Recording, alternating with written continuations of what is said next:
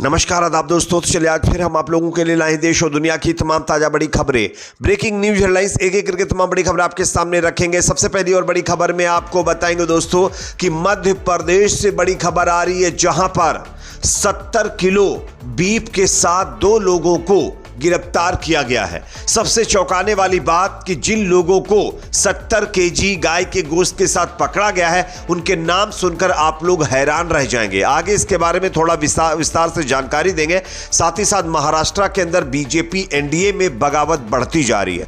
बगावत इस कदर बढ़ रही है कि अब देश के गृह मंत्री अमित शाह को महाराष्ट्र का दौरा करना पड़ रहा। लेकिन इसी बीच एकनाथ शिंदे ने बीजेपी को एक बार फिर बड़ी चेतावनी जारी करते हुए यह सीधे तौर पर कह दिया है कि हमसे जो टकराएगा उसका तांगा हम पलट देंगे। किस तरीके से दर्जनों बीजेपी विधायकों पर नया संकट आ गया है, वो पाला बदल सकते हैं, एकनाथ शिंदे के साथ जा सकते हैं, ऐसी भी खबरें सामने आ रही। इसकी जानकारी आगे आपको देंगे। साथ ही साथ दोस्तों एक और बड़ी खबर आ रही है बिहार से, जहां पर नीतीश कुमार को बड़ा झटका लगा है। नीतीश कुमार की पार्टी के दिग्गज नेता और पूर्व नीतीश कुमार की पार्टी के सांसद ने कांग्रेस पार्टी का दामन थाम लिया है।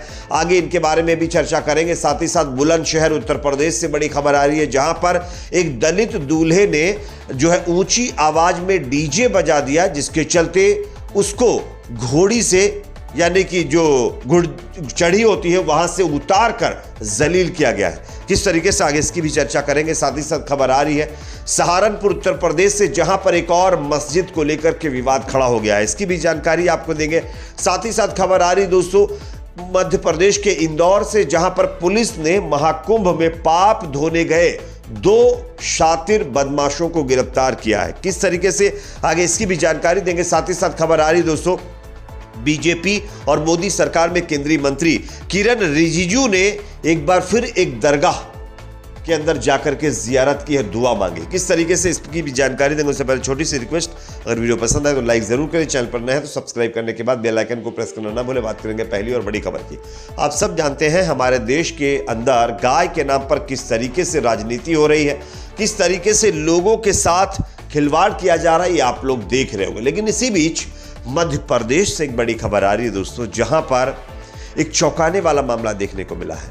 70 किलो गौमांस के साथ 2 लोगों को पुलिस ने पकड़ा है और 70 केजी गौमांस में पकड़े जाने वाले लोगों का नाम इस प्रकार है, मैं आपको बताना चाहूंगा। पहला नाम बल्लू पहाड़े है और दूसरे का नाम वीरेंद्र पहाड़े बताया जा रहा है। इन दोनों को पुलिस ने 70 किलो गाय के गोश्त के साथ गिरफ्तार किया है।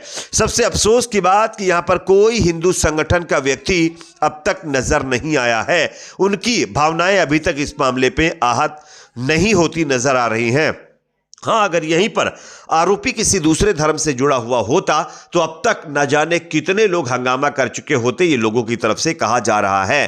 खैर, एक और खबर दोस्तों यहां पर सामने आ रही है महाराष्ट्र से, जहां पर बीजेपी एनडीए में जबरदस्त बगावत हो रही है दोस्तों, और ये बगावत रुकने का नाम नहीं ले रही, लगातार बढ़ रही है। बगावत इस कदर बढ़ चुकी है कि अब एकनाथ शिंदे खुल करके मीडिया के सामने आकर के ये कह रहे हैं कि हमसे जो टकराएगा उसका तांगा हम पलट देंगे। किस तरीके से, आगे मैं आपको इनका बयान सुनाऊंगा। उससे पहले आपको बता दूं कि महाराष्ट्र बगावत को देखते हुए गृह मंत्री अमित शाह महाराष्ट्र दौरे पर चले गए हैं और अब वो इसको कहीं ना कहीं डैमेज कंट्रोल करने की कोशिश में लगे हुए हैं। लेकिन इसी बीच महाराष्ट्र के मुख्यमंत्री देवेंद्र फडणवीस के साथ बढ़ते मतभेदों की चर्चा के बीच महाराष्ट्र के उप मुख्यमंत्री एकनाथ शिंदे ने शुक्रवार को कहा है कि किसी को भी उन्हें हल्के में नहीं लेना चाहिए। इसी सिलसिले में उन्होंने महाविकास आघाड़ी सरकार को गिराने का परोक्ष रूप से जिक्र किया। उन्होंने नागपुर में पत्रकारों से बात करते हुए कहा कि यह उन लोगों के लिए चेतावनी थी जो इस बात को समझने में सक्षम है। उन्होंने साफ तौर पर कहा, 2022 में मैंने उन लोगों की गाड़ी पलट दी जिन्होंने मुझे हल्के में लिया था और हमने नई सरकार बनाई, और अगर इस सरकार में भी हमें हल्के में लेने की कोशिश की गई तो फिर से तांगा पलट जाएगा। यह अपने आप में दिखाता है कि बगावत किस तरीके से अब आगे निकल चुकी है महाराष्ट्र बीजेपी एनडीए के अंदर। एक और खबर दोस्तों सामने यहां पर आ रही है बिहार से, जहां पर चुनाव से पहले कांग्रेस पार्टी के लिए अच्छी खबर है और जेडीयू यानी नीतीश कुमार को बड़ा झटका लगा। बिहार विधानसभा चुनाव का समय जैसे जैसे नजदीक आता जा रहा है, वैसे वैसे सभी दलों की तैयारियां भी तेज होती जा रही हैं। इसी बीच नेताओं के दल बदल का खेल भी शुरू हो चुका है। मुख्यमंत्री नीतीश कुमार की पार्टी जेडीयू को चुनाव से पहले बड़ा झटका लगा है। जेडीयू के पूर्व सांसद अली अनवर ने शुक्रवार को कांग्रेस का दामन थाम लिया है। शुक्रवार को प्रदेश कांग्रेस कार्यालय में उन्होंने पार्टी की सदस्यता ली। बिहार कांग्रेस के प्रदेश अध्यक्ष अखिलेश प्रसाद सिंह ने उनका पार्टी में स्वागत किया। इस मौके पर अखिल भारतीय महिला कांग्रेस की प्रमुख अलका लामा भी वहां पर मौजूद रही। चुनाव के पहले मुस्लिम समुदाय में बड़े नेता के रूप में पहचान रखने वाले अली अनवर का कांग्रेस में शामिल होने से जेडीयू को एक तरह से एक बड़ा झटका लगा है। अब देखना यह होगा कि इस झटके से जेडीयू नीतीश कुमार की पार्टी कैसे उभरती है। एक और बड़ी खबर दोस्तों सामने आ रही है उत्तर प्रदेश के बुलंदशहर से, जहां पर एक दलित दूल्हे को अपमानित किया गया है क्योंकि उसने तेज आवाज में डीजे के साथ अपनी बारात को निकालने की कोशिश की थी। आप इस खबर को देख सकते हैं।